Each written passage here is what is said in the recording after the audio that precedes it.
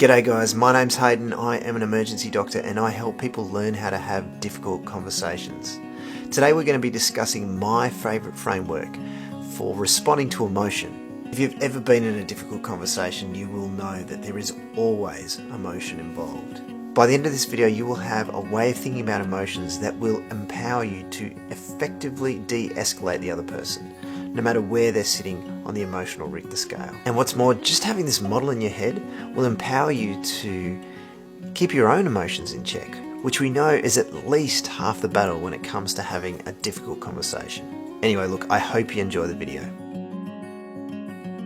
I want to talk about a hierarchy of human needs in the context of difficult or potentially emotional conversations. I like to think of it as a pyramid. The foundation is the need for emotional validation. The next level is the need to be understood. And the third level is the need to be in control. This hierarchy of needs is roughly based on a model by a guy called Kwame Christian, and it is based in real neuroscience. Let's just say you're having a discussion with someone, and for some reason you're disagreeing about something. Not only that, but the person you're speaking to is angry. How could you think such a thing? You have no idea what I've been through. This place is a joke. Now let me ask you, what is going on in this person's brain? 2 words: Amygdala Hijack. The amygdala is a collection of cells deep in the brain, and it is part of the system that modulates and gives meaning to our emotions. And when our amygdala fires up, emotions dominate our conscious experience. The prefrontal cortex, that thinking, reasoning, problem-solving part of the brain, is effectively disconnected.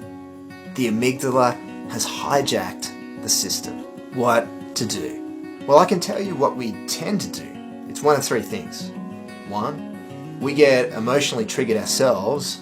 2, we tell them to calm down. Or 3, we try to solve the problem. We present them with the logical facts and sound reasons why there's no point getting angry, and here's the solution to the problem, and here's why I'm right. Do any of these options work? No, they do not. Not even if your argument is absolutely watertight. Why? Because when their amygdala is firing, they can't even engage with the thinking, reasoning, problem-solving part of their brain. It's not even available to them. So your well thought out argument, you know what it sounds like to them? It sounds like, I'm not listening to you. So what do? You apply the greatest emotional first aid known to humankind. You apply empathy. And empathy, if you do it well, will be like pouring soothing, cool water on that burning fire. And gradually, or sometimes it's actually very quickly, that fire in the amygdala, it will subside. You have achieved the first level of our hierarchy of needs, emotional validation. But your job is not over. Your next task is to understand them, and for them to know that you understand them. How? You get curious about their situation, their perspectives, their ideas, their concerns, and their expectations. And you ask them questions, and you listen, and you continue to empathize with their position, and you show them that you've heard them. And you do all these things until you hear the beautiful words, "That's exactly right," or "That's it," or you see them relax as they think to themselves, "Finally, someone understands me." And now, with that amygdala powered down, they put aside that urgent need to defend themselves, and they can look ahead. Their prefrontal cortex, that vital, rational, reasoning part of the brain, can come back online. And there's nothing more that prefrontal cortex wants than a good problem to solve. By using open questions to ask their opinion about the way forward, you will give them a sense of control over the situation. And ironically, with them in the driver's seat, finally feeling safe, they may even be ready to hear what you think. And together, you can work towards establishing a shared understanding of the situation and each other's needs, and finally, a solution. Wouldn't it be nice if it were that simple? The reality is that the conversation tends to follow more of a fluctuating pattern. Your conversation partner will move up and down through this emotional pyramid as you progress through the discussion. You might be cruising along, say, in level 3, but then some comment might drop them down into level 2, or even trigger them straight into level 1. And again, you'll need to drop your agenda and apply that empathy and that curiosity until you're back in level 3. In fact, you need to be prepared to apply empathy at any moment. Another way to think about it is like driving a car from point A to point B.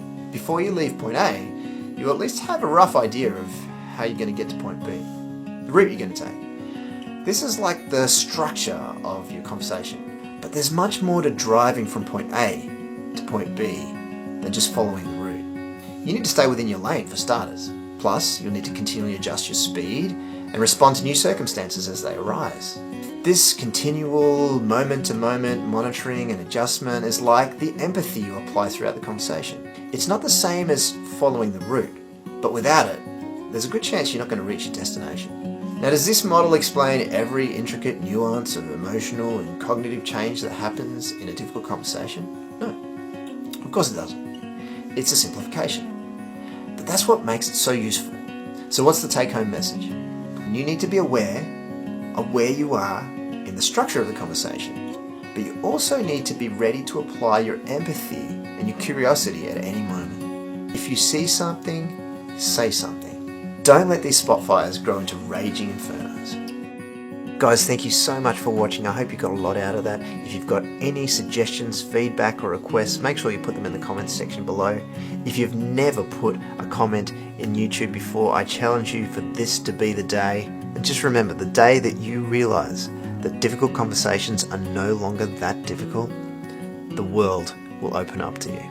Take care, and I will see you in the next video.